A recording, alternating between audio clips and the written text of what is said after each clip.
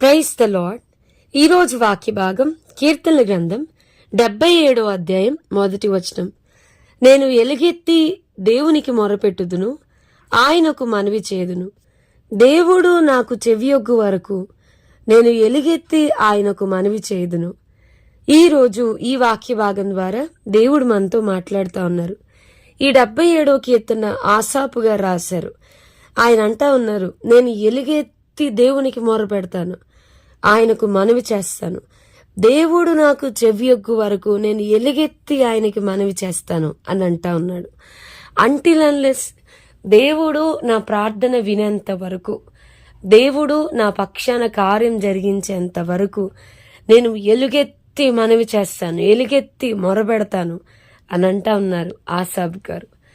మనం బైబిల్లో చూస్తే గనక మరి ఏలియా గారు అప్పుడే మరి బయలు ప్రవక్తలు వాళ్ళందరి ఎదుట అగ్ని ఆకాశం నుండి దిగి రావడం, అక్కడున్న ప్రజలంతా యెహోవాయే దేవుడు, యెహోవాయే దేవుడు అని ఆయన అంగీకరించిన తర్వాత మోషే గారు 2 మోకాళ్ళ మధ్యలో తన తలను పెట్టుకుని మరి ప్రార్థన చేస్తా ఉన్నాడు. ప్రవ్వా వర్షం పడాలయ్యా, వర్షం పడాలయ్యా అని చెప్పని. దగ్గర 3.5 సంవత్సరాల వరకు ఇశ్రాయేలీలకి వర్షం అనేది పడ్డం లేదు. ఆకాశము మూయబడింది. ఇప్పుడు ప్రార్థన చేస్తా ఉన్నాడు, మూయబడిన ఆకాశాన్ని తెరవండి ప్రవ్వా, కరువు నుండి ప్రజలను విడిపించండి ప్రవ్వా. మొరబెడతా ఉన్నాడు. చాలాసేపు ప్రార్థన చేసి తన పనివాడికి చెప్తా ఉన్నాడు, నువ్వు వెళ్ళి ఆ మేఘమేనా కనబడుతుందేమో ఆకాశంలో చూడు, ఆ కొండెక్కి చూడమన్నప్పుడు అతను వెళ్తా ఉన్నాడు, అయ్యా ఏమీ కనబడట్లేదని. 6 మార్లు ప్రతిసారి అతన్ని పంపించడం, చూడమండం, అక్కడికి వెళ్ళాక ఏమీ కనబడకుండా రావడం.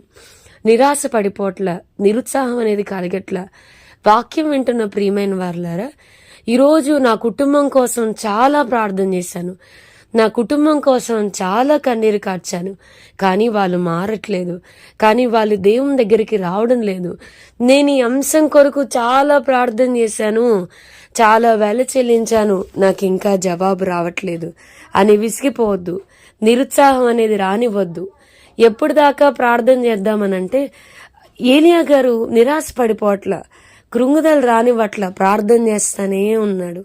మన జీవితాల్లో కూడా మన ప్రార్థన ఎప్పటికీ వృధాగా పోదండి. దేవుడు మన మనవి ఆలకించేంత వరకు, దేవుడు మన పక్షాన తన హస్తాన్ని కదిలించేంత వరకు మొరపెట్టడం ఎట్లనో మనం నేర్చుకోగలగాలి. ప్రార్థన చేస్తానే ఉన్నాడు.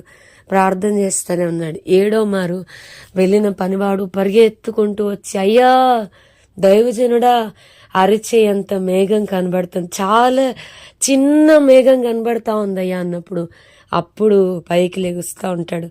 మన జీవితాల్లో కూడా ప్రార్థన చేద్దామండి. మన కుటుంబంలో దేవుడి కొరకు కొంతమందినైనా సంపాదించేంత వరకు, కొంతమందినైనా దేవుని